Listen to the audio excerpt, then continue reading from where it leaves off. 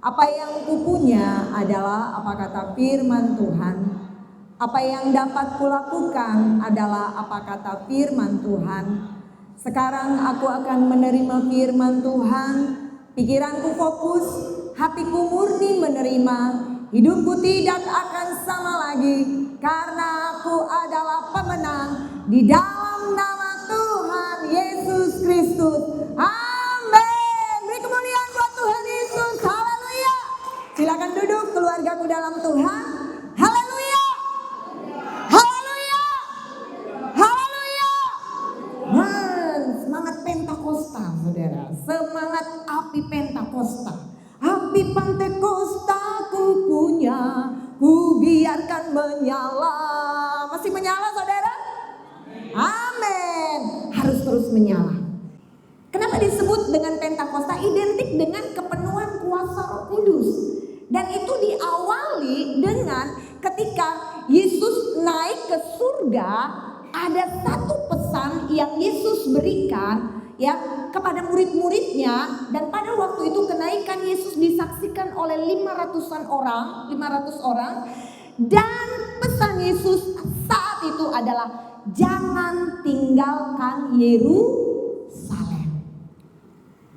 Pesan Yesus juga lewat firman Tuhan di Kisah Para Rasul juga dikatakan bahwa kamu akan menjadi saksiku di mana? Yerusalem. Dan Yesus juga mengingatkan jangan tinggalkan Yerusalem. Apa janji Tuhan? Apa yang Tuhan akan berikan? Jangan tinggalkan Yerusalem, karena ada janji yang Tuhan berikan kepada mereka. Apa itu? Nanti kita lihat. Dan itu adalah Roh Kudus. Kepenuhan kuasa Roh Kudus. Dan selain Yesus naik ke surga, murid-murid mereka ada 120 orang berkumpul di Kamaloteng, dan mereka berdoa setiap hari selama 10 malam. Mereka tidak tahu berapa malamnya, tapi mereka konsisten berdoa setiap hari sampai akhirnya hari ke-50 Penta 5 Kosta, hari ke-50, disitulah terjadi pencurahan kuasa Roh Kudus. Dan sejak itu murid-murid termasuk Petrus yang adalah seorang udah sombong tapi ternyata penakut ya. Dia menyangkal Yesus 3 kali, tapi akhirnya dia punya keberanian sejak itu. Dia punya keberanian untuk berkhotbah, menyaksikan tentang Kristus, dan 3.000 orang bertobat. Dan itu adalah gereja mula-mula. Itulah Pentakosta. Jadi mereka memperingati sebagai hari lahirnya gereja Katolik. Itu awal dari gereja mula-mula ketika Petrus bisa memenangkan, membaptis 3.000 orang, mereka bertobat. Dan sesudah itu ribuan lagi lewat kesaksian dan khotbah-khotbah Paulus, begitu banyak orang dimenangkan. Itulah awalnya. Dan Pentakosta itu adalah titik balik, dianggap sebagai titik balik hadirnya kerajaan Allah di bumi. Ingat doa Bapa kami, saudara, datanglah kerajaanmu. Kerajaan Allah bukan soal makanan dan minuman, tetapi soal kebenaran, damai sejahtera, dan sukacita oleh Roh Kudus. Jadi menghadirkan kerajaan Allah di bumi adalah dengan menghadirkan Roh Kudus. Haleluya. Kerajaan Allah itu adalah tentang kebenaran, damai sejahtera, dan sukacita oleh Roh Kudus. Datanglah kerajaanmu. Kita gak perlu nunggu surga sampai turun ke bumi, dan itu gak mungkin. Ya, matilah kita. Karena surga itu jauh lebih besar dari bumi ini. Bagaimana menghadirkan kerajaan Allah? Adalah dengan menghadirkan Roh Kudus. Itulah Pentakosta. Sebagai titik balik kita menghadirkan kerajaan Allah di bumi ini. Haleluya. Hadirkan kerajaan Allah. Hadir ibadah kita kuasa Roh Kudus. Nah sekarang mungkin ada yang bertanya, untuk apa saya dipenuhkan Roh Kudus? Kenapa saya harus ikut doa 10 malam? Kenapa saya harus kayaknya dipaksa, digenjot? Apakah ini salah satu syarat untuk masuk ke surga? Enggak saudara. Dipenuhkan Roh Kudus enggak jadi syarat untuk bisa masuk ke surga. Tapi tadi kita dengar bahwa titik balik Pentakosta itu adalah menghadirkan kerajaan Allah di bumi. Sebelum kita masuk kerajaan surga, kita masih hidup di bumi. Amin. Itu sebabnya kita harus tahu kenapa kita perlu dipenuhi dengan Roh Kudus ini. Kenapa kita harus dipenuhi oleh Roh Kudus? Tentu semua kita bertanya, apa sih yang jadi keharusan untuk saya dipenuhi dengan Roh Kudus? Bisa nggak kita tidak mau dipenuhi Roh Kudus? Bisa saudara. Masalahnya adalah kita akan lihat bagaimana ini juga janji Allah bahwa Allah mencurahkan rohnya. Bayangkan kalau dicurahkan, berarti tergantung wadah kita masing-masing. Siap nggak kita menerima pencurahan itu?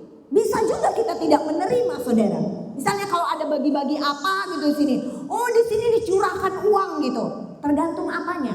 Tergantung kita dan wadah yang kita miliki. Betul? Kalau misalnya di sini adalah bagi-bagi uang gitu ya. Kalau kita nggak hadir ya nggak dapat uang. Benar ya?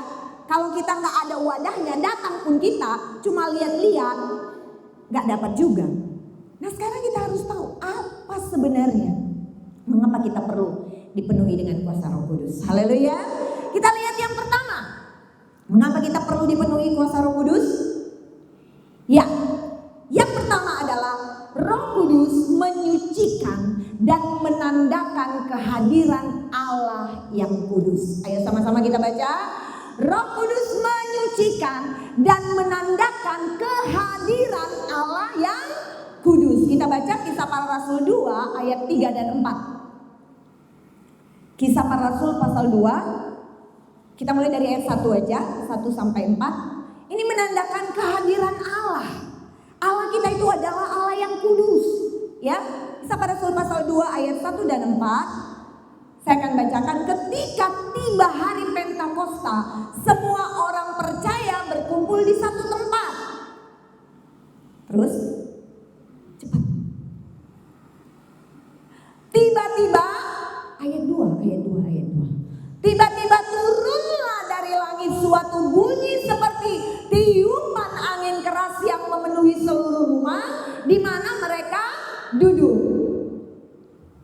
Dan tampaklah kepada mereka lidah-lidah seperti nyala api yang bertebaran dan hinggap pada mereka masing-masing. Ayat 4. Maka, kita baca bersama-sama 1, 2, 3. Maka penuhlah mereka dengan Roh Kudus, lalu mereka mulai berkata-kata dalam bahasa-bahasa lain seperti yang diberikan oleh Roh itu kepada mereka untuk mengatakannya.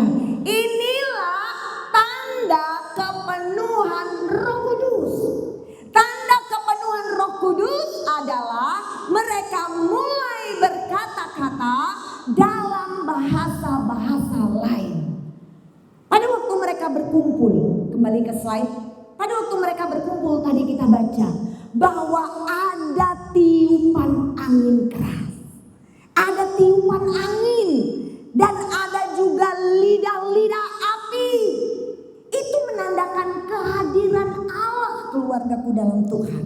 Di dalam hadirat Tuhan, di dalam ibadah yang kita lakukan, kita bisa menghadirkan Allah. Ada tiupan angin, ada lidah-lidah api. Jadi kepenuhan Roh Kudus yang ditandai dengan berbahasa lain, bahasa yang kita tidak mengerti. Jadi gini, kalau misalnya saya tahu nih bahasa Inggris, ya, lalu saya waktu doa biar kelihatan keren di antara orang-orang yang nggak bisa bahasa Inggris, saya bilang, I will come and bow down at your feet, Lord Jesus. In your presence there's fullness of joy. There's no one we compares with you. I will pleasure in worshiping you, Lord. Saya ngerti artinya, tapi saya berusaha gitu kayak mau bodoh-bodohi orang supaya kelihatan keren, kayak bisa udah dipenuhi Roh Kudus. Itu bukan kepenuhan Roh Kudus, saudara. Berbahasa-bahasa lain yang kita tidak mengerti. Bisa menangkap sampai di sini? Tetapi untuk menuju kepada kepenuhan Roh Kudus, terkadang ada tandanya, manifestasi Roh Kudus. Nanti ada yang kegerakan, goyang-goyang, ada yang cuma bilang itu belum penuh, saudara. Sampai nanti dia ada bahasa, rangkaian bahasa, tapi bahasa lain, bahasa roh, bahasa lidah yang memang Roh Kudus taruhkan buat kita. Haleluya. Dan itu gak bisa diajarkan. Saya pernah ada dalam satu pertemuan, wah itu benar-benar kacau, saudara. Ya, itu tidak betul. Tidak betul. Jadi kalau misalnya nanti keluargaku ada dalam satu ibadah pertemuan yang seperti ini, mari kita semua sama-sama berbahasa roh. Saya pernah ada di pertemuan itu. 1, 2, 3, biur semua sama semua seriesnya. Saya ada dalam pertemuan itu dan saya katakan itu enggak betul. Padahal untuk menerima kepenuhan itu butuh usaha, saudara. Enggak bisa sekonyong-konyong tiba-tiba lalu tiba-tiba berbahasa asing, berbahasa lain, enggak bisa. Harus ada persekutuan dulu, terhubung dulu sama Tuhan. Harus ada emosi kadang yang tercipta, baru terhubung. Ada orang yang kalem, cuma diam nggak mungkin. Orang yang cuma diam dipenuhi Roh Kudus itu nggak mungkin. Harus tetap menyembah Tuhan, memuji Tuhan, terhubung dengan Tuhan. Jadi yang pertama, kenapa kita harus menerima Roh Kudus? Kenapa kita harus dipenuhkan Roh Kudus? Itu menandakan kehadiran Allah yang kudus di dalam hidup kita. Haleluya. Kepenuhan Roh Kudus ditandai dengan bahasa lain yang tidak kita mengerti, tetapi bukan untuk terlihat hebat. Oh, dia hebat. Dia udah bahasa apa tadi, kayak bahasa Cina, bahasa Arab, bahasa Spanyol, bahasa apa. Enggak. Bahasa roh bukan untuk validasi, saudara. Bukan untuk hebat-hebatan, enggak. Tapi itu adalah tanda kasih karunia Allah. Haleluya. Karena diberikan cuma-cuma dan itu dicurahkan kepada kita semua. Roh Kudus memampukan kita menjangkau orang lain dengan bahasa kasih. Ketika kita kepenuhan Roh Kudus, bahasa yang kita keluarkan itu bahasa yang tidak kita mengerti. Tetapi bukan soal apa yang kita ucapkan, tetapi luarannya apa. Setelah itu kita akan punya kemampuan untuk menjangkau orang lain dengan bahasa kasih. Haleluya. Menjangkau orang lain dengan kesaksian. Kita akan punya keberanian untuk bersaksi kepada orang lain. Kita akan punya keberanian untuk mengajak orang lain datang kepada Kristus. Kita akan punya keberanian untuk menceritakan tentang semua apapun yang Kristus lakukan. Itu karena Roh Kudus. Haleluya. Haleluya. Itu yang pertama. Hadirkan Roh Kudus, saudara. Supaya apa? Supaya kita punya kemampuan untuk menjangkau orang dengan bahasa kasih yang Tuhan berikan. Amin. Yang kedua, lanjut. Ya, kita baca bersama-sama. Roh Kudus mengubah kekuatan menjadi ketakutan. Bukan kekuatan, salah ya. Salah ketik ini berarti.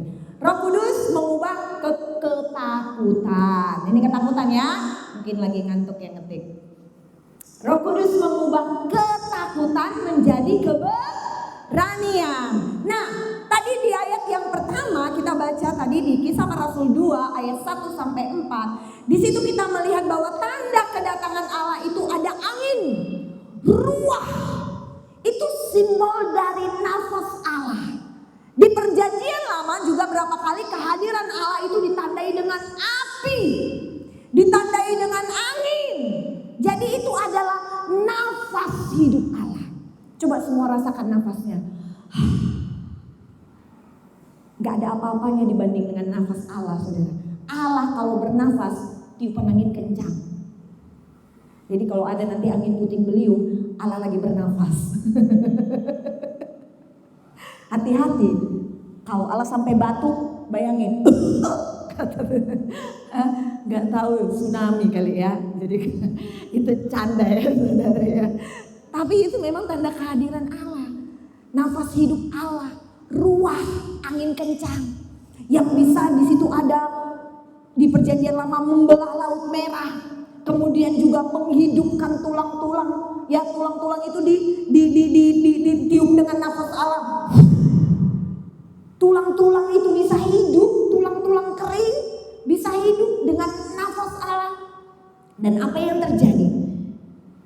Petrus, si sok jago ini, yang sombong, pengecut, menyangkal Yesus, setelah dipenuhi Roh Kudus, mati kutu dia. Yang tadinya sombong, pengecut, menyangkal Yesus, seketika dia diubahkan menjadi seorang yang dipenuhi keberanian untuk berkhotbah di hadapan 3.000 jiwa, bertobat semuanya. Haleluya. Saudara punya ketakutan apa? Kita yang tadinya seorang penakut, pengecut, gak punya keberanian untuk bersaksi tentang Yesus. Alah, hidupku aja belum bisa kubereskan. Konon aku mau mengajak orang datang ke gereja. Alah, keluargaku aja masih begini. Konon aku mau ngajak orang ke gereja. Saudara, Roh Kudus dapat mengubah ketakutan menjadi keberanian. Haleluya. Mungkin ada di sini orangnya yang minderan, ya, tidak percaya diri dengan apa yang Tuhan sudah berikan. Dengan dipenuhi Roh Kudus, kita akan punya keberanian dan ketakutan kita akan diubahkan. Haleluya. Haleluya. Yang ketiga, 1, 2, 3. Roh Kudus mengubah, kok kekuatan terus ini. Ketakutan. Lagi ngantuk kali Tante Nike ngetiknya ini semalam. Roh Kudus mengubah ketakutan menjadi keberanian. Haleluya. Ini yang kedua, ketiga. Iya. Nah, ini dia. Mencegah kembalinya roh jahat. Kita baca dulu Matius 12 ayat 43 sampai 45. Matius 12 ayat 43 sampai 45. Roh Kudus mencegah kembalinya roh jahat. Yuk kita baca bersama-sama keluargaku. 1, 2, 3. Apabila roh jahat keluar dari manusia, ia pun mengembara ke tempat-tempat yang tandus mencari perhentian, tetapi ia tidak mendapatnya. Lalu ia berkata, aku akan kembali ke rumah yang telah kutinggalkan itu. Maka pergilah ia dan mendapati rumah itu kosong, bersih, tersapu dan rapi teratur. Ayat 45, 1, 2, 3. Lalu ia keluar dan mengajak 7 roh lain yang lebih jahat daripadanya, dan mereka masuk dan berdiam di situ. Maka akhirnya keadaan orang itu lebih buruk daripada keadaannya semula. Demikian juga akan berlaku atas angkatan yang jahat ini. Kembali ke ayat 43. Perhatikan saudara, bukan ayat 43. Nah, yang ketiga adalah Roh Kudus akan memampukan kita untuk tidak lagi kembali kepada roh jahat. Perhatikan di sini saudara, ketika kita pernah berhubungan dengan kuasa kegelapan, roh jahat, bukan hanya soal perdukunan, bukan hanya soal supranatural dan sebagainya, tetapi ini berhubungan dengan segala sesuatu kejahatan yang pernah kita lakukan. Kita mungkin seorang pemarah, kita seorang pendendam, kita seorang yang suka gosip, kita seorang peminum, kita seorang perokok, kita seorang pemabuk, kita suka judi online, kita seorang yang tinggi hati, kita seorang yang minder, kita seorang yang banyak sekali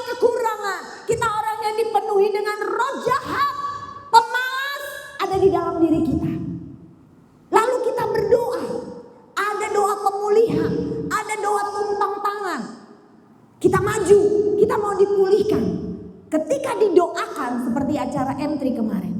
Berdoa dalam nama Yesus, sudah ada pengakuan. Karena keterbukaan adalah awal dari pemulihan. Harus ada keterbukaan dulu. Harus ada pengakuan dulu, baru ada pemulihan, saudara. Tanpa pengakuan nggak akan ada pemulihan. Haleluya. Lalu kita berdoa, Tuhan pulihkan dalam nama Yesus. Dan saat itu kita menjadi ciptaan baru. Kita terlepas dari dosa masa lalu kita. Kita terlepas dari roh jahat.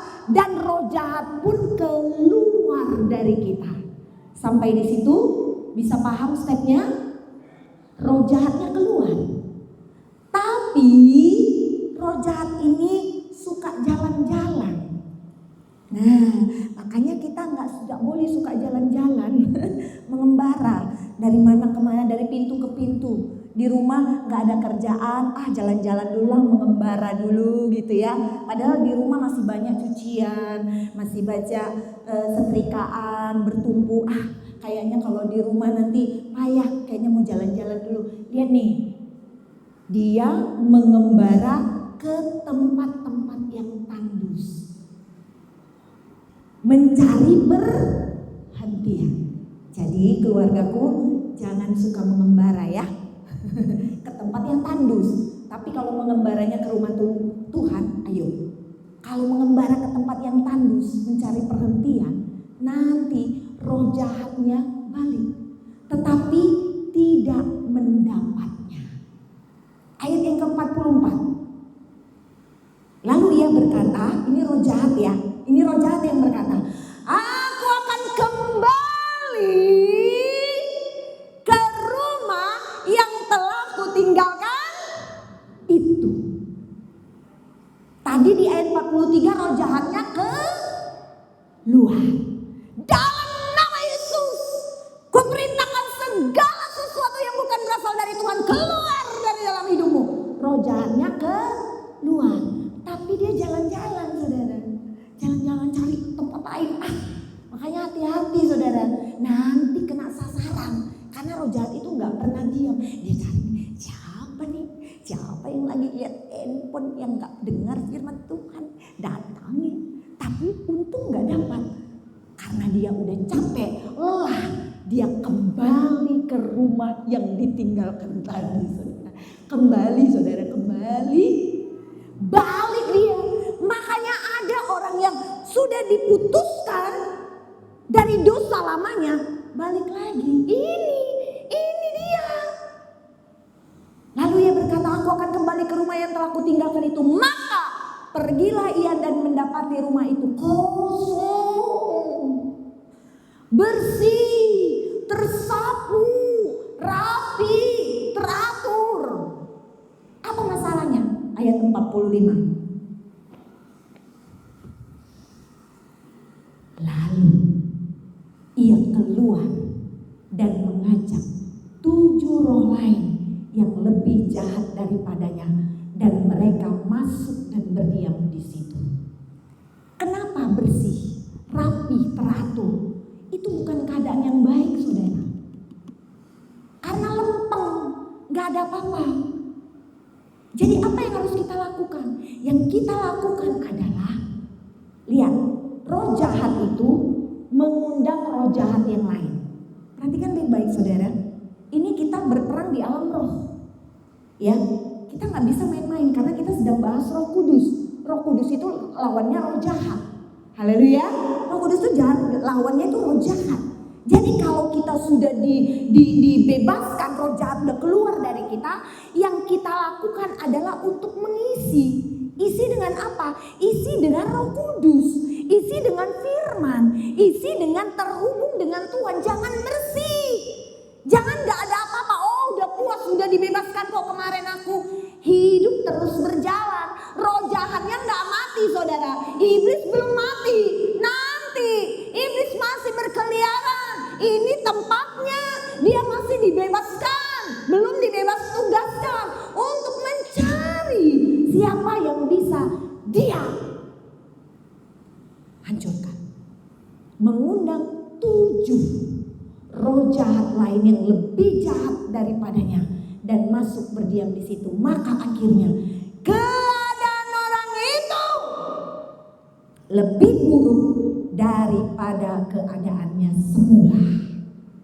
Jadi ada orang yang sudah dibebaskan dari dosa, dari roh jahatnya.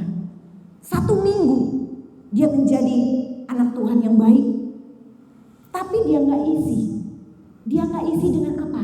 Kepenuhan Roh Kudus. Ingat, yang diusir roh jahat, maka yang kita hadirkan harus Roh Kudus. Amin.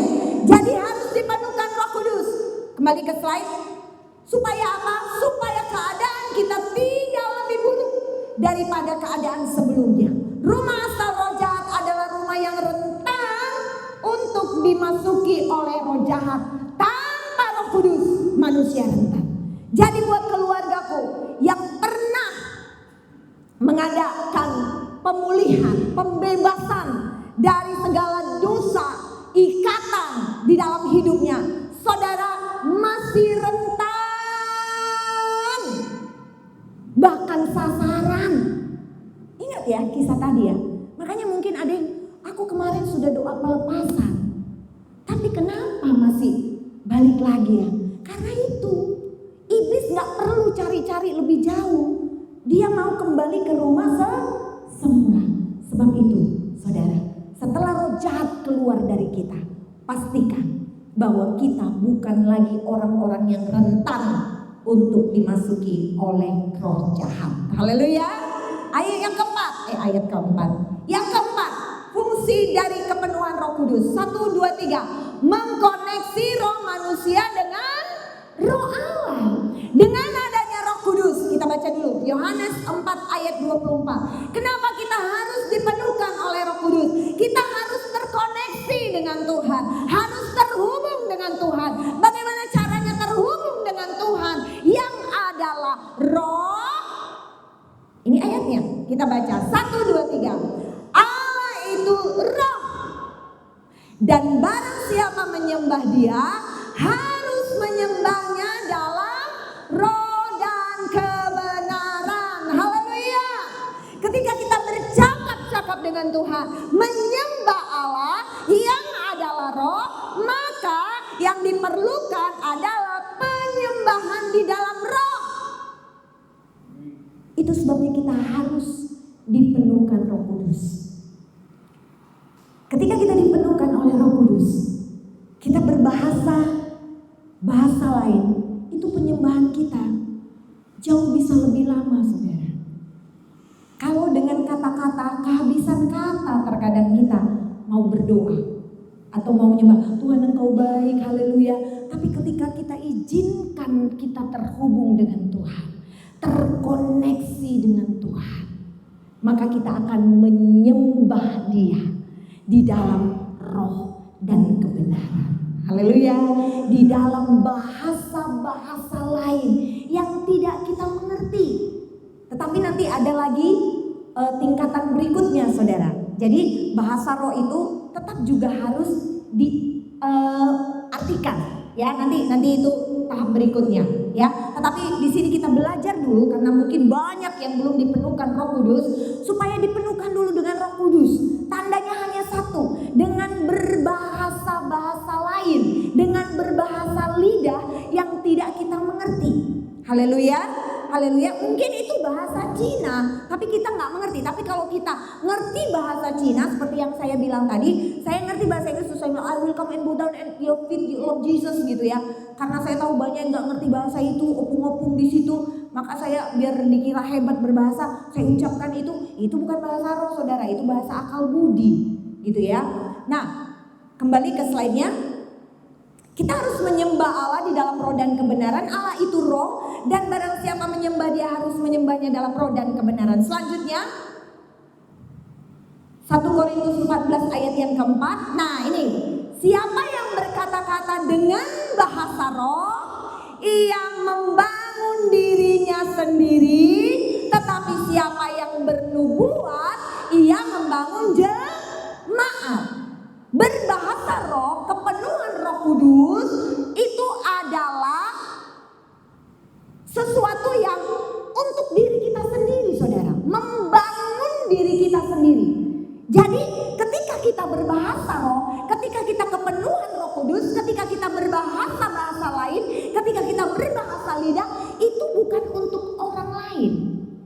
Amin.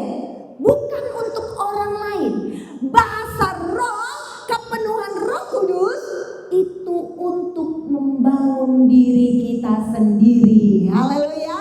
Itu untuk membangun diri kita sendiri. Ketika kita berbahasa roh, makanya gak butuh validasi. Bukan untuk hebat-hebatan, bukan untuk dipuji, karena kita pun gak mengerti. Tetapi ada karunia. Karunia Roh Kudus juga ada. Karunia berbahasa roh juga ada. Itu berbeda dengan kepenuhan Roh Kudus, saudara. Ada orang-orang tertentu memang punya karunia berbahasa roh. Ya, itu udah karunia. Ada 9 karunia Roh Kudus. Tetapi kalau kepenuhan Roh Kudus tidak ada tanda lain. Kalau cuma gini itu belum kepenuhan Roh Kudus.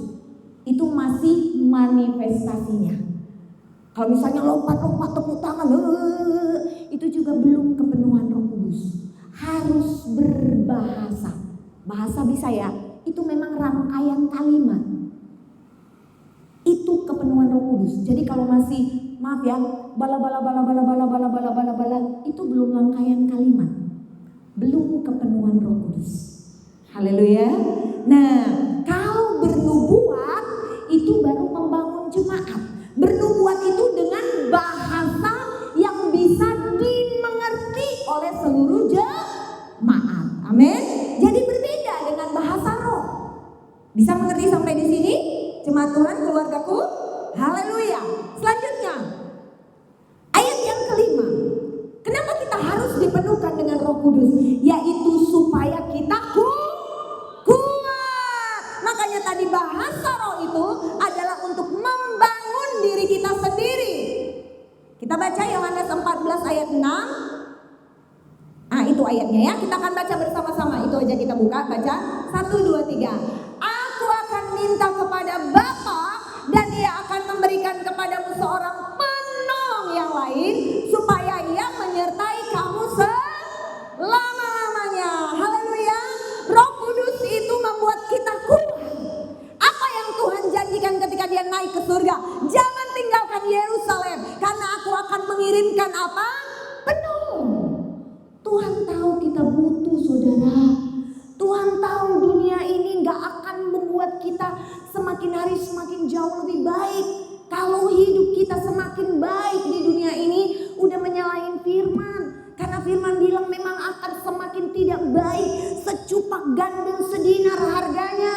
Jadi kita gak usah kaget dengan keadaan ekonomi yang akan semakin sembraut dengan harga-harga yang melonjak. Udah lama firman Tuhan bilang bahkan nanti secupak gandum harganya sedinar. Terus kenapa kita kaget dengan harga-harga ini? Saya gak kaget kalau misalnya ada kenaikan. Kita kenapa slow aja, bukan karena saya banyak uang, enggak. Saya ngerasa gini, dari harga BBM berapa? 2.500 dulu ya, sampai sekarang kayak Tuhan pelihara. Gak pernah gak beli BBM. Cuma mungkin kepemilikan lah yang agak berkurang, mungkin begitu ya. Jadi gak ngaruh juga gitu ya. Sekali lagi kembali ke firman Tuhan, asal ada makanan dan pakaian cukuplah. Amin. Haleluya. Jadi apalagi gitu loh. Aku akan minta kepada Bapa dan Ia akan memberikan kepadaku seorang penolong. Tuhan tahu, Bapa tahu kita butuh pertolongan setiap hari. Sebab itu mintalah dipenuhkan Roh Kudus keluargaku. Haleluya. Haleluya. Butuh pertolongan supaya Ia menyertai kamu sampai selama-lamanya. Amin. Haleluya. Selanjutnya ayat yang ke-6, fungsi dari Roh Kudus. 1, 2, 3. Memampukan kita menjadi berkat. Nah, tadi kan sudah diisi nih. Udah diisi. Kita udah kuat, kita udah dibangun, kita udah menjadi lebih punya keberanian, kita udah strong, kita udah kuat. Terus gimana selanjutnya? Apa tetap di kita? Ketika kita dipenuhkan Roh Kudus, rumah itu gak boleh bersih. Apa yang kita lakukan? Setelah kita diisi Maka Kisah Para Rasul 1 ayat 8. Ingat ayatnya? Ayat yang biasa ini. Kita baca bersama-sama 1, 2, 3. Tetapi kamu akan menerima kuasa. Apa saudara? Kuasa. Apa saudara? Kuasa. Kalau Roh Kudus turun ke atas kamu. Amin. Kita punya kuasa. Kita berdoa ketika dalam keadaan sakit, kuasa itu udah ada sama kita. Jadi nggak usah nunggu sampai Bapak Gembala atau Ibu Gembala atau pelayan-pelayan Tuhan yang lain datang. Tapi kalau memang kita butuh, didoakan juga tidak apa-apa. Tetapi untuk tahap pertama kita aktifkan kuasanya. Haleluya, aktifkan kuasanya, udah jadi milik kita kok. Kalau kita udah punya Roh Kudus, kita udah dipenuhkan Roh Kudus, kita punya kuasa. Kalau Roh Kudus turun ke atas kamu dan kamu akan menjadi saksiku di Yerusalem dan di seluruh Yudea dan Samaria dan sampai ke ujung bumi. Haleluya. Kembali ke slide. Ketika kita sudah dipenuhkan dengan Roh Kudus, saudara, kita harus siap jadi berkat. Haleluya. Katakan kiri kanannya, kita harus jadi berkat. Lagi, kita harus jadi berkat. Nah, harus disalurkan saudara. Ya kan? Kita makan, kita harus aktivitas. Kalau makan, gak ada aktivitasnya, jadi gemuk nanti. Overweight, yang datang sakit. Kalau sudah overweight, kita memang butuh lagi usaha untuk olahraga. Iya kan? Olahraga sebenarnya. Apalagi usia-usia yang udah di atas 50-an gitu. Sedikit pun yang kita makan jadi daging, ya kan? Saya ngerasa mulai metabolisme itu kan melambat. Semua faktor hormonal juga ya. Jadi untuk membakarnya dengan apa? Ya dengan olahraga. Jadi kalau cuma sekedar menjaga makannya mungkin ya namanya nanti kalau makannya sedikit lemes jadinya. Apalagi tipe kayak saya yang suka lari-lari ke sana kemari, nggak bisa juga nggak makan gitu loh. Ya harus terpenuhi juga 4 sehat 5 sempurna, tambah susu gitu kan. Nah kita juga harus jadi berkat. Kita sudah terima firman, kita sudah terima Roh Kudus, kepenuhan Roh Kudus, kita harus jadi berkat. Lewat apa? Lewat banyak hal. Pelayanan sekali lagi saudara, bukan cuma yang di mimbar ini.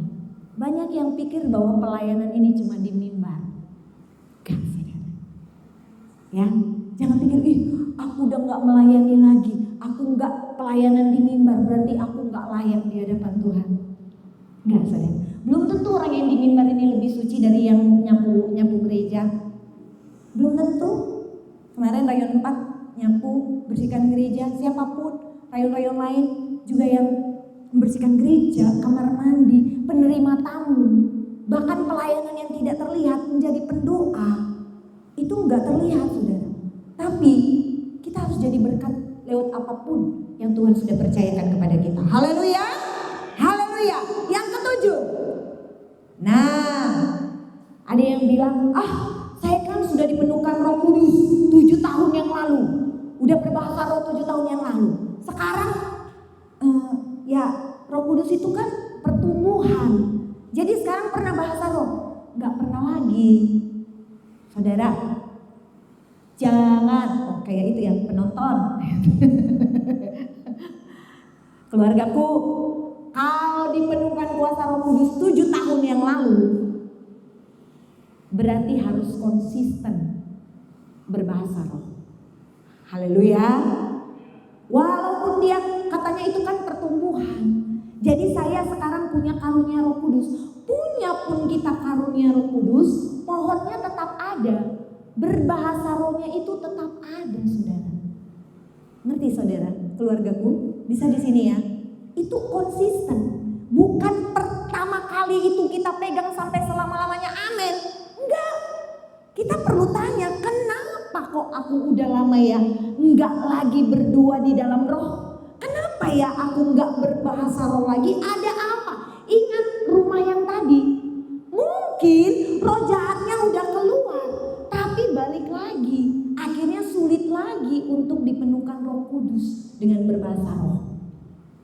Haleluya saudara.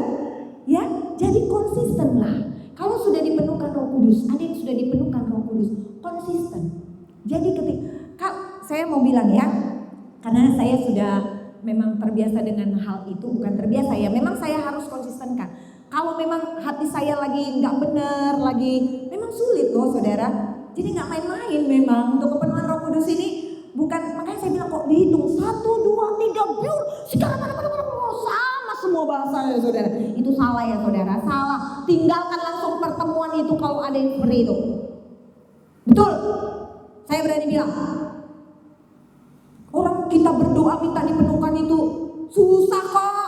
Harus ada penyembahan dulu, harus ada terhubung dulu. Kalau udah mulai mikir lapar, ada pikiran makanan yang lain-lain, gak akan masuk saudara. Benar-benar fokus, sefokus-fokusnya baru bisa. Jadi kok bisa dihitung 1, 2, 3 biur sama semua. Bukan bahasa roh itu saudara, bukan kepenuhan Roh Kudus itu saudara. Tinggalkan. Kalau sampai ada pertemuan-pertemuan yang seperti itu, kita harus selek di dalam apa yang firman Tuhan katakan. Roh Kudus masih bekerja sampai saat ini dengan cara apa? Ketika kita sudah dipenuhkan Roh Kudus, kita di masa duka, boleh menangis, boleh, tapi kita tetap dihiburkan. Haleluya, haleluya, menghibur kita di masa duka. Saat ku tak melihat jalanmu, saat ku tak mengerti rencanamu, namun tetap ku pegang janjimu. Itu karena Roh Kudus saudara. Haleluya.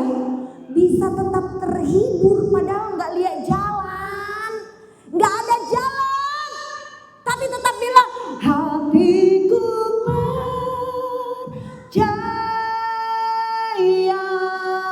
Padahal lagi gak ada jalan. Itu karena apa? Roh Kudus. Haleluya. Parakletos, dia penuh memimpin kita dalam kebenaran. Dia akan tuntun kita ketika kita mulai lagi mau melakukan hal yang tidak berkenan kepada Tuhan. Dia ingatkan. Dulu yang tadinya kita orang yang sombong, angkuh, pemarah, atau seorang yang tidak percaya diri, minder, takut, Roh Kudus memimpin kita dalam kebenaran. Dia akan ingatkan kita, jangan lakukan itu lagi ya anakku, karena kamu sudah dipenuhkan oleh Roh Kudus. Haleluya. Dia akan tuntun jalan kita yang tadinya kita mau belok kanan, itu menuju maut. Diingatkan, jangan ke kanan anakku. Di situ banyak orang-orang, ya kan? Ke kiri aja. Di situ banyak kucing garong. Lewat kiri aja. Diingatkan saudara. Selanjutnya, Roh Kudus masih bekerja sampai saat ini mengubah karakter kita menjadi serupa dengan Kristus. Kepenuhan Roh Kudus ini akan mengubah karakter. Karakter itu apa saudara? Buah-buah roh. Kasih, sukacita, damai sejahtera, kebaikan, kemurahan, kelemah lembutan, penguasaan diri. Satu lagi apa? Tinggal. Kesabaran. Ya. Ini akan mengubah karakter kita. Dengan adanya buah Roh Kudus, dengan dipenuhkan Roh Kudus, maka kita akan memiliki buah-buah roh. Haleluya. Di bagian mana dari buah roh ini yang kita belum selesai, nanti Roh Kudus yang akan ingatkan saudara. Kita yang selama ini gak sabar, justru kita akan dihadapi dengan orang-orang yang suka lelet, suka terlambat, suka buat kita emosi. Biasanya begitu. Pokoknya di bagian mana karakter kita yang belum selesai, biasanya Tuhan mau selesaikan lewat setiap masalah-masalah sampai kita selesai saudara. Amin. Itu mengubah karakter. Di bagian mana? Saudara yang tahu, nanti baca itu buah-buah roh. Ada yang belum lemah lembut, ada yang masih, aku orang Batak, aku si tuluk matanya hormo. Jadi aku langsung ku bilang-bilang itu, begini. Gak bisa juga saudara, ya kan? Saya gak bisa, saya pokoknya kalau marah saya harus Gak bisa juga, dunia ini memang panggung sandiwara, tetapi pemainnya juga bukan cuma saudara gitu ya. Jadi harus memang diubahkan karakter. Haleluya. Kemudian Roh Kudus itu juga akan memberikan karunia melayani. Melayani itu juga karunia. Di 1 Korintus 12 nanti kita baca. Nah, ini yang paling penting saudara. Banyak karunia, tapi ada satu karunia ini yang luar biasa. Dan banyak orang sekarang yang tidak lagi mau memiliki karunia ini. Karunia apa? Menikmati.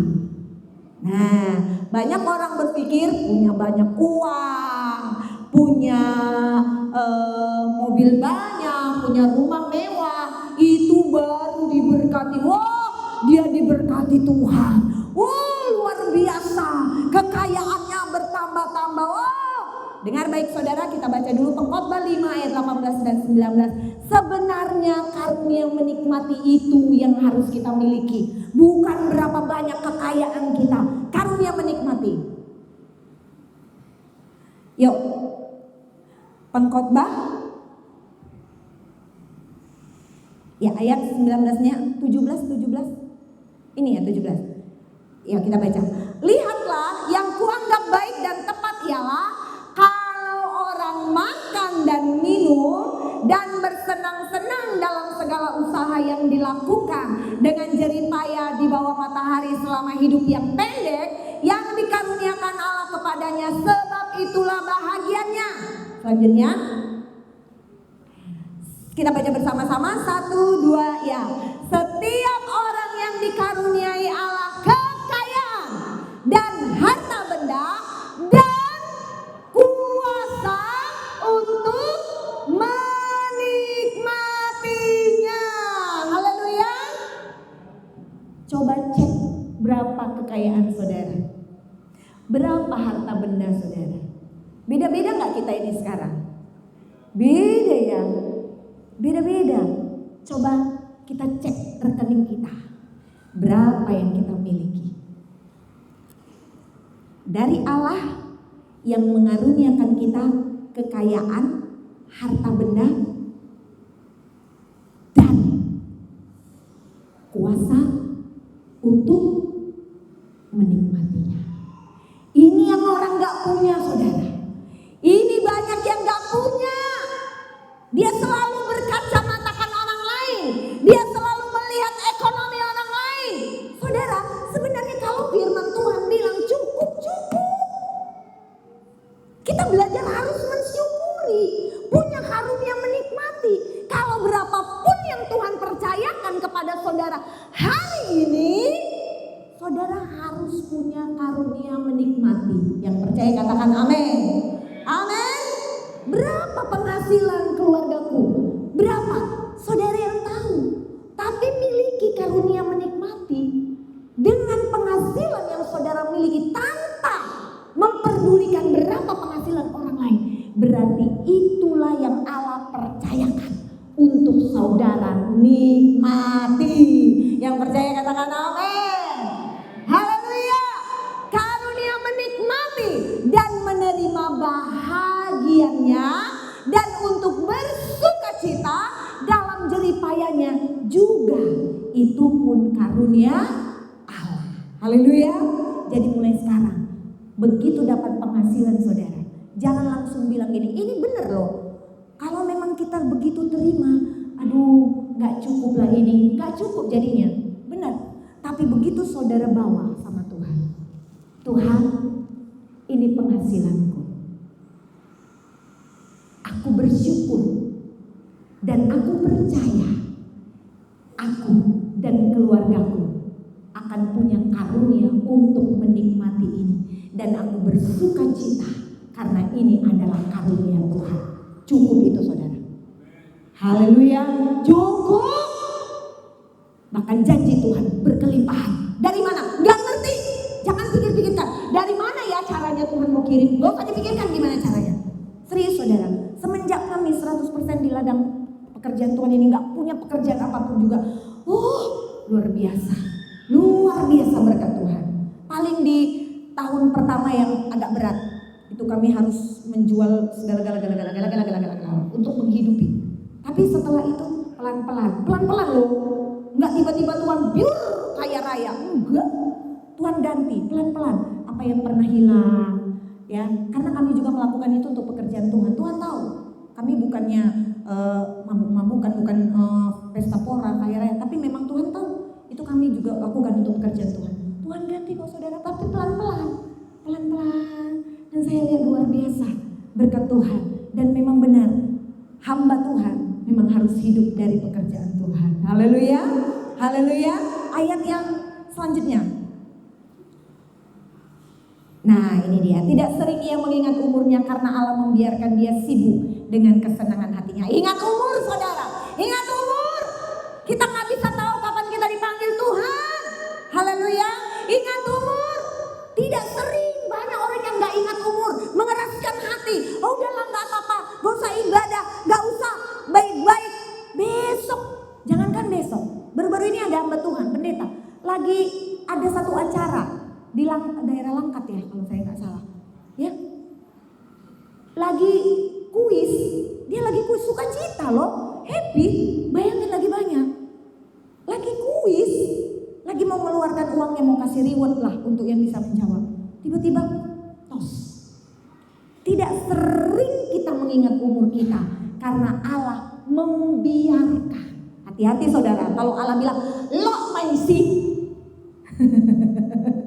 Iya loh, Tuhan bisa bilang itu karena Allah membiarkan dia sibuk. Lo masih ngapiga hali pabua, ngapiga hali dokon. Sudah berapa kali diingatkan? Lo masih, kata Tuhan. Kalau Tuhan gak sampai ngomong gitu saudara, hati-hati. Kembali ke slide terakhir.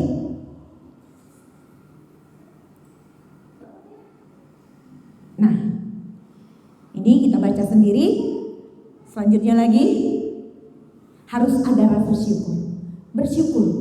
Kita baca ini bersama-sama. 1, 2, 3. Fokus pada apa yang dimiliki dan bersyukur bukan pada kekurangan atau keinginan yang belum tercapai. Sekali lagi coba masukkan ini ke alam bawah sadar kita supaya kita mengerti apakah selama ini kita sudah berlaku benar dengan berkat yang Tuhan berikan kepada kita.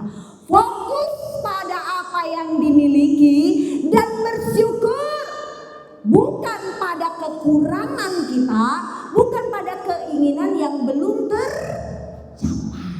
Haleluya. Fokus saudara, syukuri apa yang Tuhan percayakan, berikan terima kasih Tuhan. Karena selalu ada orang-orang yang jauh lebih tidak diberkati daripada kita. Selanjutnya, karunia menikmati.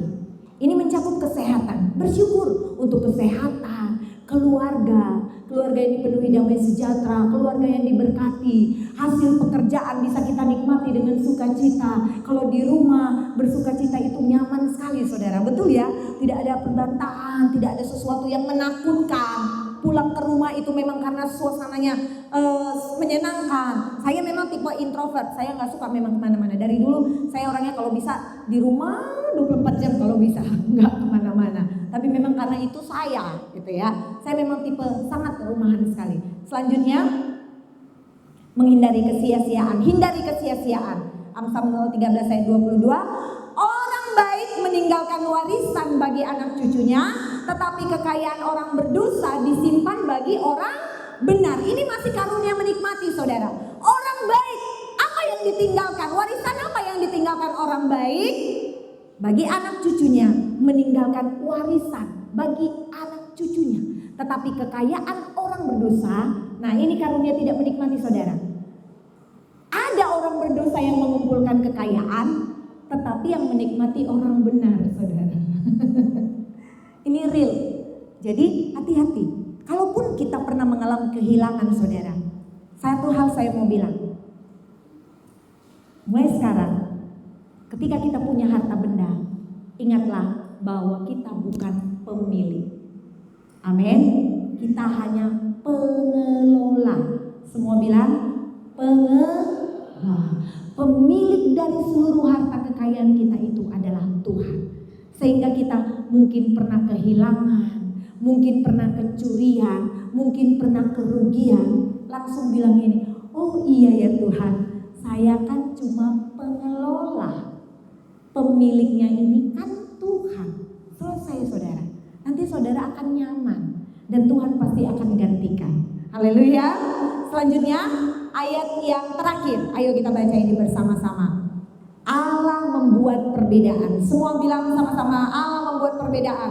Allah membuat perbedaan. Ini masih berhubungan dengan karunia menikmati saudara. Di sini kita harus sama-sama ingat bahwa ketika kita sama-sama anak Tuhan, proses setiap orang berbeda dan memang Allah membuat perbedaan. Kita baca bersama-sama 1, 2, 3. Maka kamu akan melihat kembali perbedaan antara orang-orang benar dan orang fasik, antara orang yang beribadah kepada Allah dan orang yang tidak beribadah kepadanya. Perhatikan saudara, makanya mungkin kami Bapak Ibu Gembala sampai berbusa istilahnya. Ingatin, jangan bosan ya keluargaku kalau misalnya pas nggak ibadah, saya pasti langsung chat. Kemana tadi nggak ibadah? Karena mau mengingatkan ini, ada perbedaan saudara. Ketika kita mengutamakan Tuhan, ada perbedaan antara orang benar, orang fasik. Bahkan dikategorikan lagi, sudah orang benar dan orang fasik dan antara orang-orang yang beribadah kepada Allah dan orang yang tidak beribadah kepadanya. Haleluya, haleluya. Jadi jangan nanti bolak-balik bunyi tit tit di grup pemenang, ya kan? Oh, ini aja ngingetin ibadah. Karena ini saudara, tanggung jawab kami hamba Tuhan mengingatkan karena Allah buat perbedaan. Haleluya. Ada perbedaan antara orang yang beribadah dengan orang yang tidak beribadah kepada Tuhan. Haleluya. Jadi inilah kepenuhan kuasa Roh Kudus. Tadi kita sudah melihat fungsinya. Ada 7. Biarlah kita semua yang sudah mendengar hari ini merindulah untuk dipenuhkan oleh kuasa Roh Kudus. Haleluya. Kita gak kuat menghadapi hidup ini, tetapi bersama dengan Roh Kudus kita pasti kuat. Yuk pemain musik datang ke depan. Haleluya.